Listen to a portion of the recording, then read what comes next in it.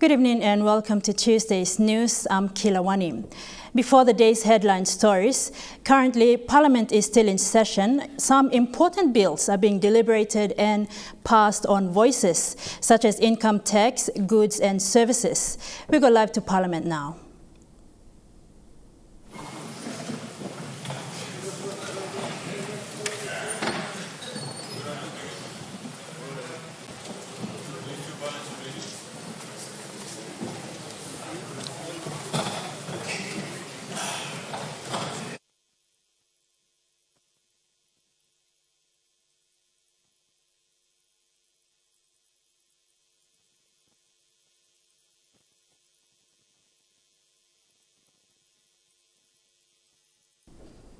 Two individuals have been fined by the Waigani District Court last Thursday for producing, issuing and possessing a fraudulent certificate of compliance or COC.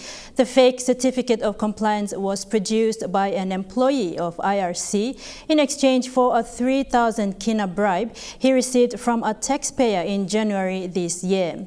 The employee was terminated, followed by the commencement of the prosecution proceedings at the District Court. In a precedent-setting decision, the Waigani District Court has fined Anthony Mayoli and Evaristo Masiu after their court hearing. The two individuals were fined for producing a fake certificate of compliance, which Mayoli used to bribe Masiu for a 3,000 kina cash payment.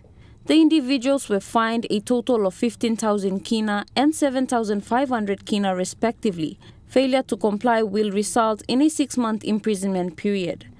According to a media statement released by IRC, the court's decision does not prevent the Commissioner General from pursuing this matter criminally under the Section 462 and 463 of the Criminal Code Act 1974 for forgery and uttering. Commissioner General Sam Coim, whilst acknowledging the court's decision, warned officers of the IRC and taxpayers not to ignore the tax laws but comply with the processes already in place. He says the services provided are free and taxpayers should not be paying any fee to IRC officers to bypass processes. Despite the constraints from the COVID-19 pandemic, internal cleanup work continues at IRC. Whilst this continues, the Commissioner General has encouraged taxpayers and the public for their continued support to report on corruption. Jamie Harrow, National EMTV News. The PNG Defence Force Maritime Element has welcomed its latest military vessel, a Guardian-class patrol boat that will be based in Lombrum. Named after former PNGDF Commander Brigadier General Francis Agui, the new naval vessel comes with a new navigating system and can stay out at sea for up to 10 days. Similar to the two other Guardian-class patrol boats, HMPNGS Tediro and HMPNGS Lockinup, this new ship has the capability to desalinate water. New ship Francis Agui sailed into the Basilisk's naval base in Port Moresby with a 22-man crew. Ready to be commissioned into the PNG Defence Force Maritime Element. This morning, the media was given a tour on board new ship Agui, where acting PNGDF Chief of Force Preparation met and welcomed the crew back from Australia after 4 months of training. So a crew of 22 went down to Australia and went training for 4 months. To be able to transfer from the old Pacific class patrol boats to this new boat. So 4 months of training and they're all qualified to run and operate this boat. Left Australia last week and arrived yesterday. The new naval vessel replaces the old Pacific class patrol boats under the joint partnership between the PNGDF and the Australian Defence Force to upgrade the naval fleet. New ship Francis Agui is the third of 4 Guardian-class patrol boats that have been gifted to the PNGDF Maritime Element. Together with the other two that we have already in the organization, increases quite significantly the Defense Forces' ability to survey, conduct surveillance and patrol our waters, especially our economic exclusive zone. We have such a big area to cover, and in time we will be able to provide the coverage that we want, or the effects that the government wants us to achieve. With the new capabilities on board the new naval vessels, the maritime element is expected to patrol more of the exclusive economic zone.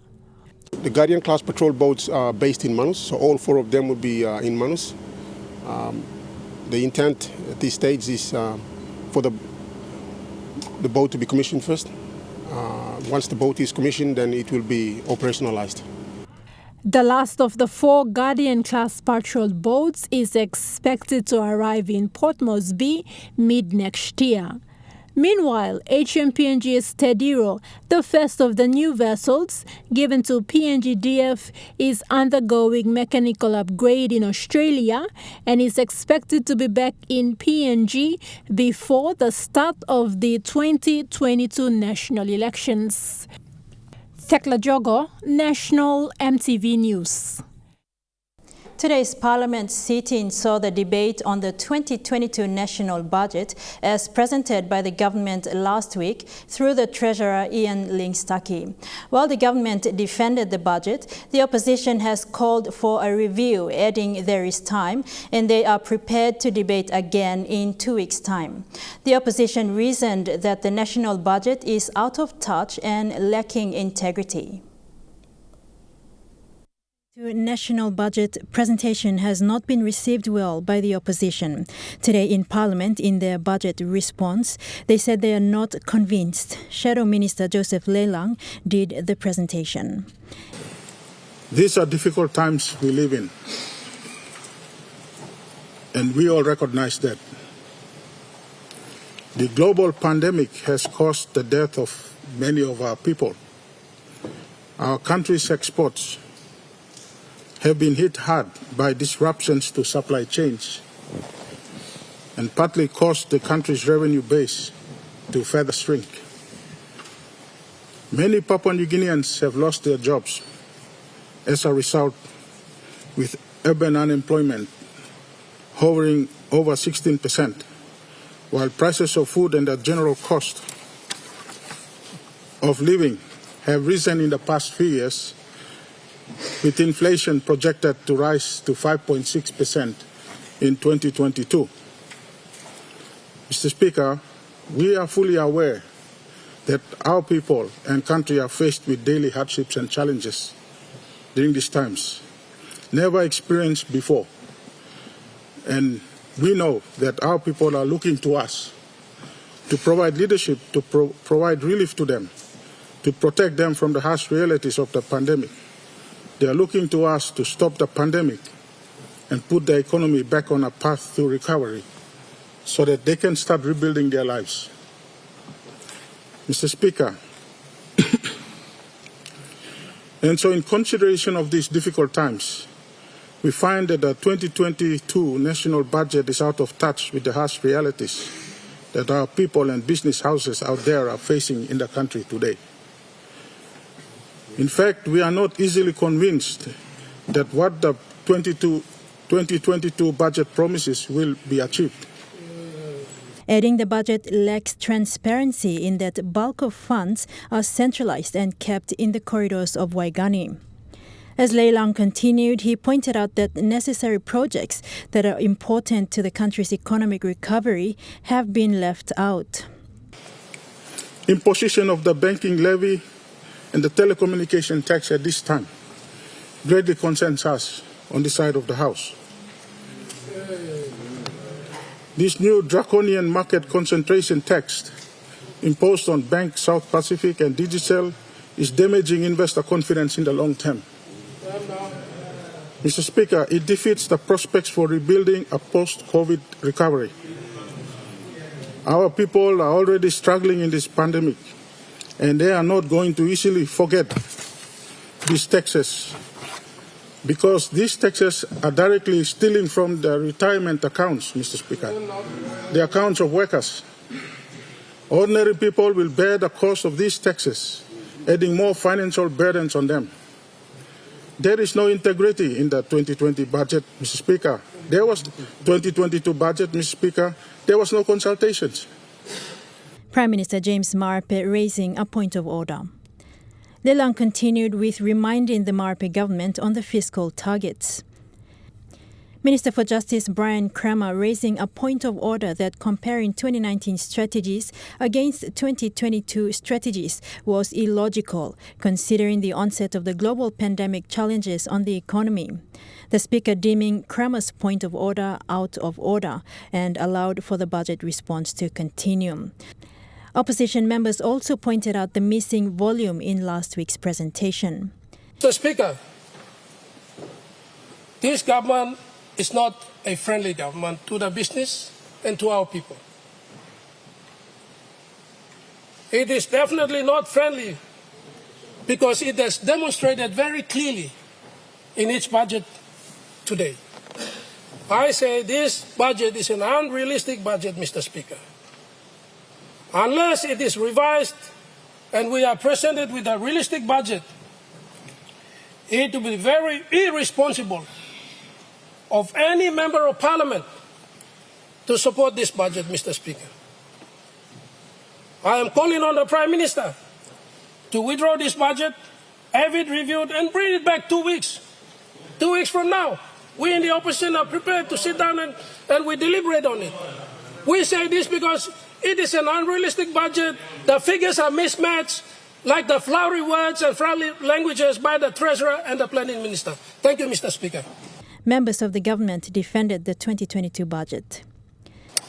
But firstly, I like to thank you through the Treasurer for presenting this budget. Budget through plan the paper and important paper is missing. And the opposition is work gas fire. Lo sambla all policy na sambla statement na this budget should depend on me play no got access lo this first time this kind passing come up few years back too this kind passing work come up, so me Jim government lo be transparent. This is an important document for the country, and some of the allocations and budget allocations that you are putting are important and will drive some of your policies that you are trying to embark on. But so far, Mr. Speaker, Mipla opposition, Mipla is supporting to talk blo Sedo Treasurer, na member blo alatao. Also, there's a budget, it needs to be have a few rethink in some areas.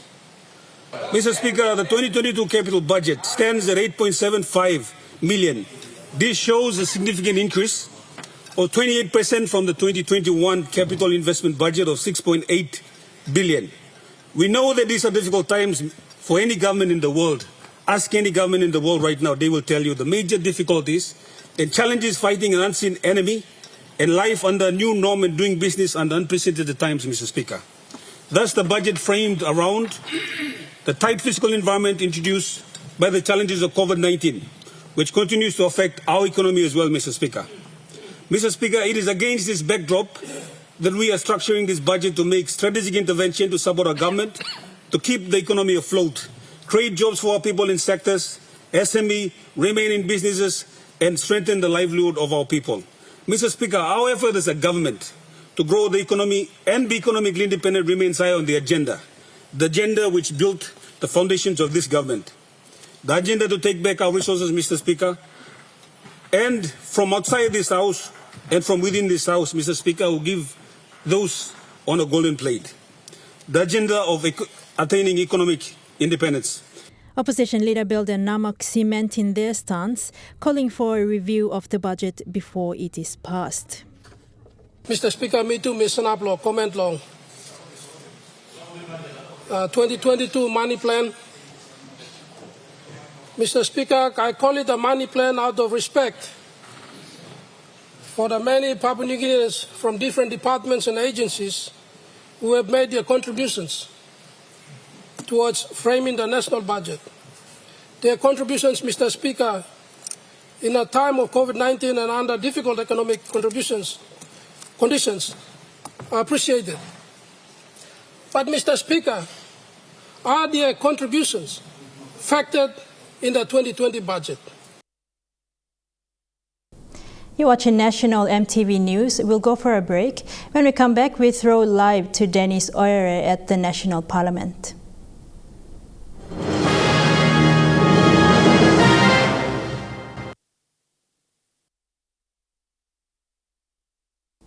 Welcome back to the news. We will go live now to the National Parliament, where our reporter Dennis Oire is, to give us an update on today's sitting.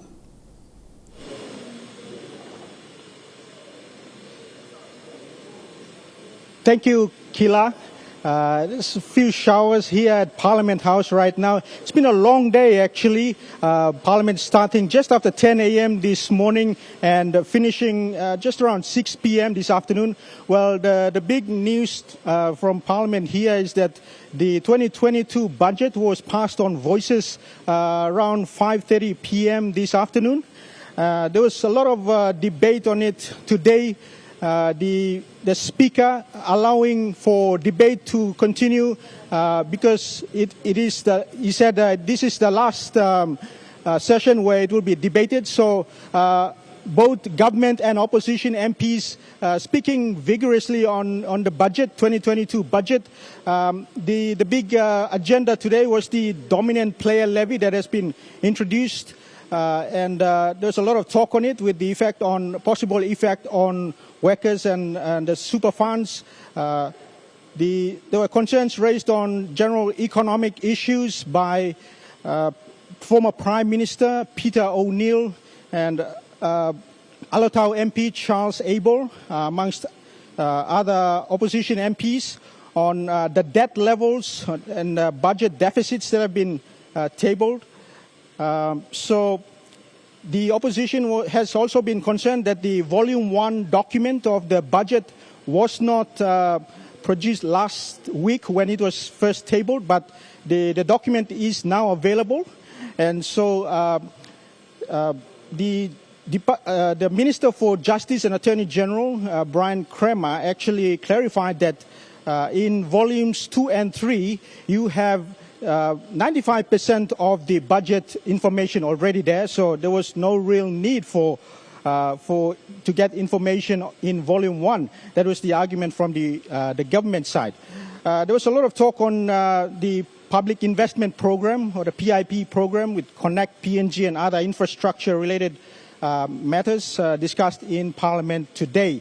So in general terms, Kila, there's going to be continued, looks like, repairing of the budget efforts by the Treasurer and the government side for the next 5 years at least, as they predict, and to hopefully to reduce debt levels, and to they hope to get the country into surplus budgets going into the future. Thank you. Thank you, Dennis. Dennis there live from the National Parliament. Moving on to other stories for today, the PNG Party, under the leadership of opposition leader Belden Nama, aims to serve the people to become educated, healthy, wealthy and productive. The party believes on the principles of Vision 2050 as its foundational pillars. The party made its presentation today at the Political Party Policies Seminar at the National Research Institute. The PNG Party, led by opposition leader Belden Nama, have a strong emphasis on integral human development. Belden Nama is the opposition leader currently and was the opposition leader a couple of times back. We've run so far almost 4 elections since 2007. We consistently average of 9 members in Parliament every time we go into elections. Kila Poka, the party's general secretary, said the policy platforms are God first, integral human development and zero tolerance on corruption. Integral human development is part and parcel of how we manage our human beings by providing them with good educational qualities, giving them good and healthy food and water in order to become proactive. So those are the things that you had on people. Integral human development is part and parcel of what we do from the beginning of our birth in education. That's human development. PNG Party presented their party policies today at the Political Party Policies Seminar hosted by the National Research Institute and the Registrar of Political Parties. The party plans to eradicate poverty and middleman strategy systems in PNG. PNG Party is prepared to lead the country if given the opportunity in 2022. To emphasize the economy, can we go into electronic management of our finance? We get rid of middleman system that is so corrupt. Then we can have a little bit of extra money for development. Then we can think about getting reduction in tax once we get rid of the middleman. That will provide us extra money into our pockets. We are thinking around those caps. Can we 100% eliminate this middleman system, who is almost taking up half of our development budgets? Fidelis Sukina, National EMTV News. Butuka Academy in the nation's capital recently launched its maintenance project supported by the Chinese government. China will assist the school with maintenance and other infrastructure building for the next 20 years. 5 million kina was allocated to begin this project. With the aim to maintain the school's facilities, Butuka Academy School in the nation's capital will see future maintenance work carried out through the funding allocated by the Chinese government. China will continue to provide necessary support and assistance for the development of the academy. As an enterprise from Shenzhen, CSCC Steel will also work with the Shenzhen municipal government to continue to pay attention to the follow-up development and construction for academy. Speaking during the launch in Mosby South, MP Justin Chachenko said the 5 million kina startup will make a big impact to the development of the school. We must not take this as granted. Lady Nee, our governor, and the school board and the teachers worked very, very hard to ensure that this school stays at a standard that it is today. The school is already 5 years old and it's still in a very, very good condition. So let's continue to keep this school in this condition to the years ahead. He said the assistance is a result of a relationship gained through the Sister City relationship, which was initiated by the NCD governor in 2016. However, the MP challenged the staff of the school to produce good results academically. So it's now up to the teachers and the school administration to ensure our students get educated at the highest level, as this is a school of excellence. And from there we have the best students, the highest grade students, the most educated students coming out of Butuka to show the rest of the electorate and the rest of the country how good we are, because we are too good we are. Also present was NCD Governor Pues Pakop. Pakop said he will try his best to maintain the relationship moving into the future. And so we will be partnering the Shenzhen government with China Steel to enable this journey to continue. It is up to all of us now to seize this opportunity. But let me say this too, that this school also, as I keep emphasizing to all of us, is no ordinary school. Podivai, National EMTV News.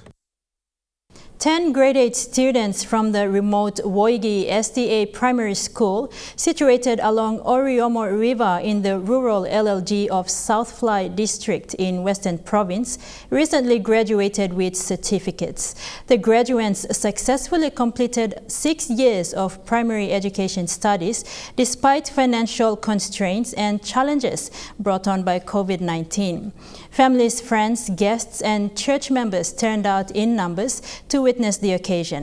The school head teacher, Mr. Blam Arona, congratulated the students and encouraged them to do their best in the next chapter of their education, either at Daru Secondary or any Adventist secondary schools in the country. Run by Southwest Papua Adventist Mission, over 80 students are enrolled each year, where students are taught basic education and Christian principles.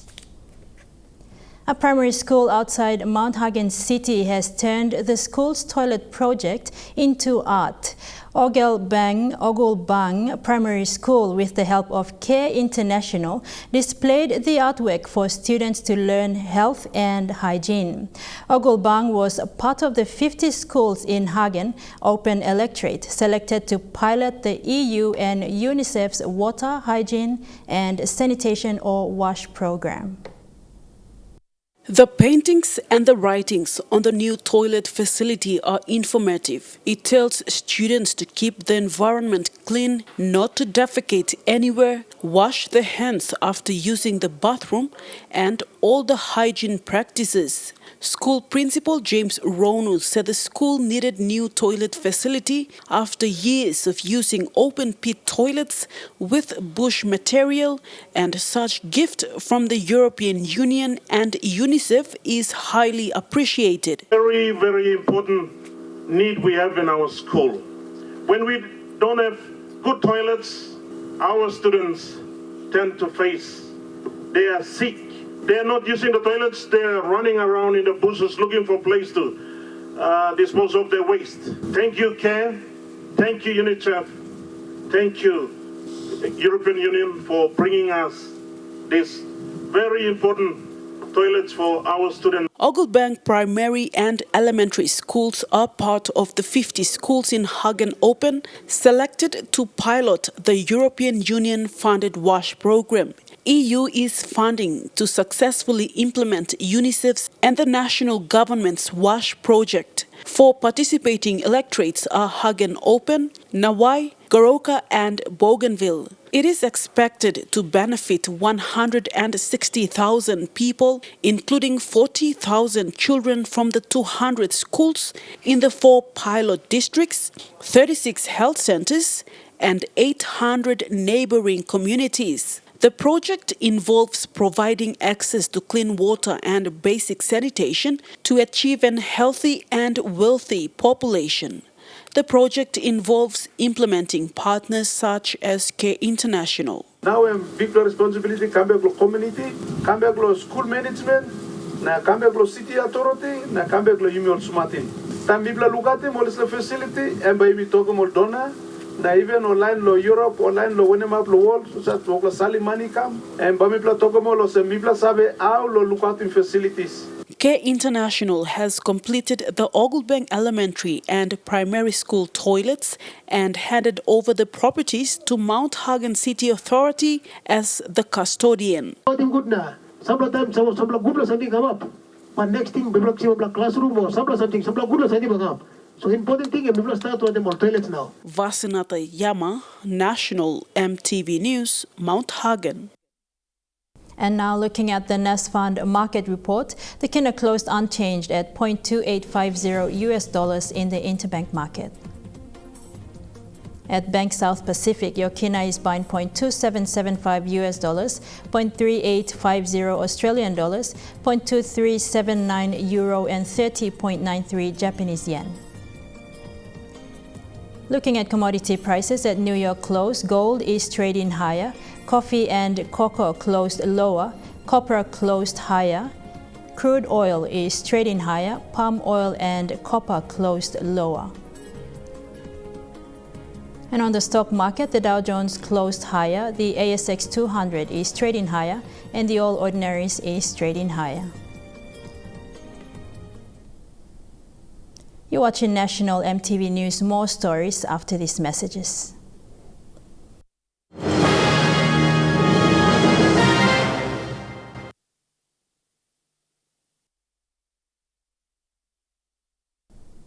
Welcome back to the news. The people of Bilbil village in Madang province, especially women, are famous for their earthenware pots. The clay pots are made by hand using traditional methods. It is the main source of income that also attracts tourists to the village. But recently, due to COVID-19, tourist numbers have dropped, affecting their sales. A few minutes drive from Madang town is Bilbil village and is famous for its clay pots. These clay pots are also used as traditional money to trade with or for settling bride prices. Women make clay pots and sell them to look after their families. Prior to 2019, before COVID-19 hit PNG, the villagers had an arrangement with Melanesian tourism, where tourists went there to buy clay pots, and more people visited their stalls in the village, allowing them to make enough money. But recently, tourism has declined, thus affecting sales, their source of generating money. Tourism sa kam, tourist ship sa kam, ino sa lusimipla. Na tourist sa kam. Man nating tu sa kam, kari sa kam. Na mipla mama sa woki potia, mipla sa igat manilo beg blo mipla. Na desla experience now mipla leukemia inogat mo. Inogat ken. Time COVID ikam, big pla bagarapem kamap. Na mipla nogat mo choice now.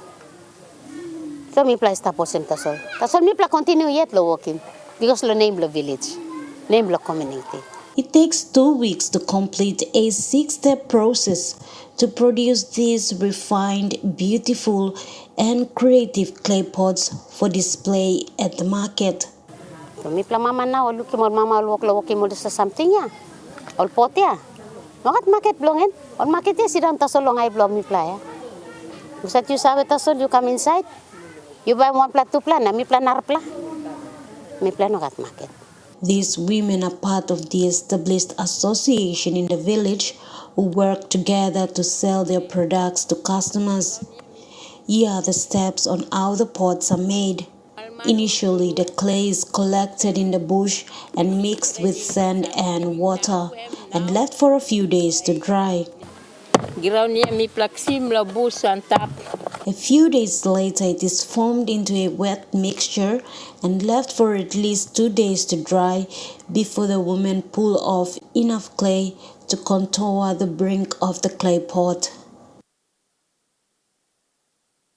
The pots are hollowed out using a stone and beat the outside with a flat board and left to dry for a couple of days before the final smoothing and designs. The pots are cooked until they are strong enough and are varnished using boiled seawater and sago. But Bilbil women have no proper market space either in town or a venue to market their clay pots. Every day, they line up their clay pots in front of their houses in the village, waiting for potential buyers. But only those who know come here to buy clay pots.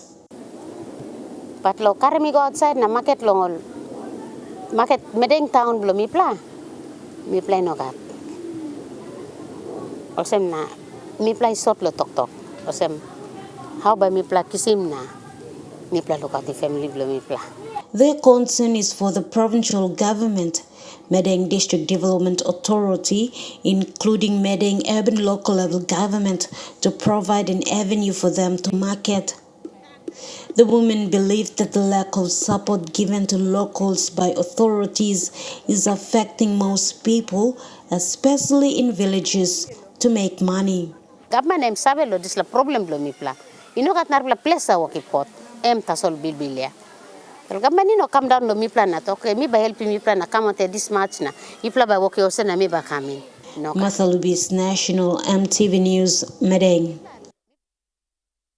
You're watching National MTV News. Trukai Sports is next. All the details when we come back.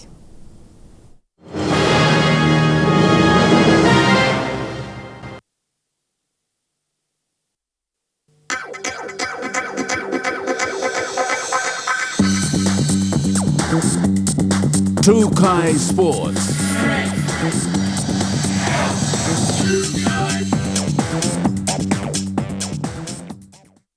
Welcome to Trukai Sports. Junior Kauko Raka is preparing for his international bout scheduled for next year. His coach, Jamie Peng, was charged for in possession of unlicensed firearms and ammunition, but the boxer says he was always a good mentor and boxing coach. Junior Kauko Raka is PNG's top professional boxer, having made his way up from amateur boxing. His rise to the top of PNG's pro boxing scene could be attributed to his coach, Jamie Peng. I've been kissing me out lo side lo boxing since 2017. 2017 where I've been picking me out lo boxing. Lo street where some like me start round training na play me start lo first la game lo me inside lo professional. I've been looking game lo me lo sports scene. On the professional fight, second professional fight blew me. Me been come down all carry me come down. I've been come straight. I've been tappy man blew me and pipe blew me and talk. Come now look at me. Jamie Peng in recent weeks has hit the headlines with a string of charges, including the possession of unlicensed firearms and ammunition, but since has been released on bail. Junior Kauko Raka says despite what Peng has been charged with, he has always been a good mentor to him. Ogata fight me, we been make him long up and we been winning Ogata fight through Andalong. Come up now, last time we been play law Asia Pacific title or Asia title. Now we been losing. In Sabe Longam, I know some Bamitok.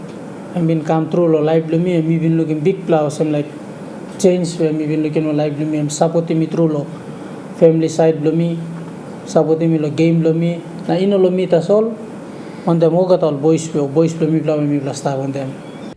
Junior has a bout coming up in February and is preparing with his team for the international bout under the Oceania Fight Promotions.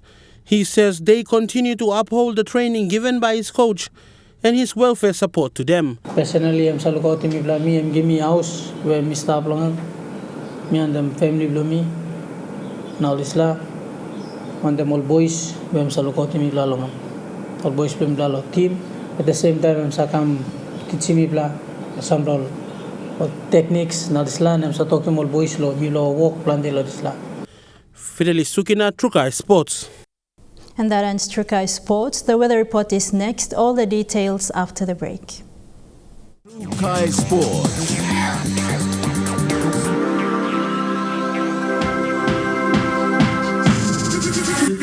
Trukai Sports. This weather update is proudly brought to you by MoniPlus. With you always. Weather forecast for tonight and tomorrow. Southern region, Port Moresby mostly cloudy with chances of patchy rain showers and possible thunderstorms. Daru and Kerema mostly cloudy with some rain showers. Alotau partly cloudy with possible early morning showers and Popondetta becoming cloudy with some rain periods. Momase region, Ley, cloudy periods with some rain showers and possible thunderstorms. Medang and Wiwe, cloudy periods with some rain showers and possible thunderstorms. Vanimo, cloudy periods with some rain showers. For the New Guinea Islands region, Lorengau, mostly cloudy with some showers. Kavieng, mostly fine. Kokopo and Rabaul, mostly cloudy and chances of a shower or two. Kimbe and Buka, cloudy periods with few showers. For the Highlands region, all centers mostly cloudy with patchy rain possible than morning fog.